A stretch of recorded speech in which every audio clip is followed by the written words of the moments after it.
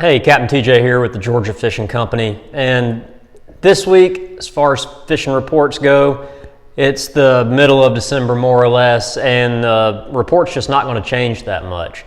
The water's clean and moving, you're going to catch fish. When it's slow or dirty, you're going to struggle. So there's not a lot to say about that. So what I want to do is talk to you about picking out your rod and reel for fishing with a float. I want to say trout fishing, but we fish with floats for redfish, flounder, sheepshead, trout, black drum, a whole assortment of fish. So if you're going to be fishing with a popping cork or a slip float, a bobber, if you have to call it a bobber, then these are some things I want you to consider. The first thing that I want you to consider is the size of the reel. I see guys fishing with some smaller stuff like this. This is a Stratic CI4 2500. I spool these up with 10-pound test. These are for casting plugs. I use a 7-foot rod with these, and like I said, the smaller reel. The trouble is, you're not picking up a bunch of line. You can only pick up the diameter of the spool per turn of the reel. So obviously, the smaller the diameter, the slower it's going to be to pick up the line. So that's probably not going to be an ideal reel size. So usually what I'm going to do is I'm going to bump up to a 3500, 4000 series. This is a Quantum Boca 40, and this is even a little bit smaller than what I use sometimes.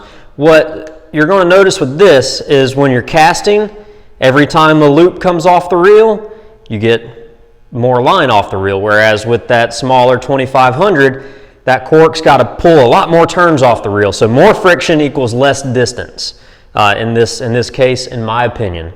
The cork's heavy enough, it's going to have no trouble getting line off the spool. But then you can also put more line on it, and I'm going to bump up to like 30-pound test rather than 10-pound test. Reason being, 30-pound test floats a little bit better. You're going to see it a little bit better. So it's a little bit more manageable. The other thing is, like I said, this is a 7-foot rod. This one's 7.5. I've even used 8, 8.5, and 9-foot rods. I think 7.5 to 8 is kind of the sweet zone. And I want to show you why. And I've got this set up here. Let me put this rod away.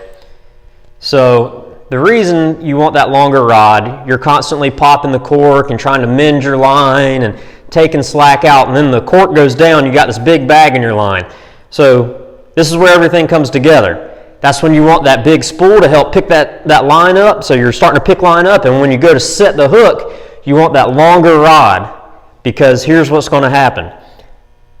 These are two different lengths. Here's a pencil, right? And then here's a rod out of a gun cleaning kit, because America. Look at the height difference between those two. So less than 6 inches, so less than the difference in those two rods. So I'm going to lay these two guys down together, side by side, stretched out. The green float is attached to the pencil, which is shorter. The pink is attached to the metal rod, which is longer. And I'm just going to stop this right here, and I'm going to pick it up to where it's pointed straight up. So it moved the float that far. I'm just going to lay that down for reference. And now I'm going to do the same thing with this, the longer rod. I'm going to pick that up until it's pointed at the ceiling and lay it down. And that's how much line I was able to move just in that short distance. Now imagine that over an arc of a hook set. So from here to there, you're 6 inches out further, a foot out further away from your hand as you bring that arc as much as 180 or even more degrees from where you start. That's going to move maybe 3, 4, 5 feet of line difference. And when you're trying to take that belly out of the line, that could be the difference in missing a fish or hooking a fish. It makes it a lot easier to mend your line as it's drifting, say, right to left, and you're picking your line up and laying it up current and mending it and trying to keep your drift just perfect and maintaining that perfect distance off the bank.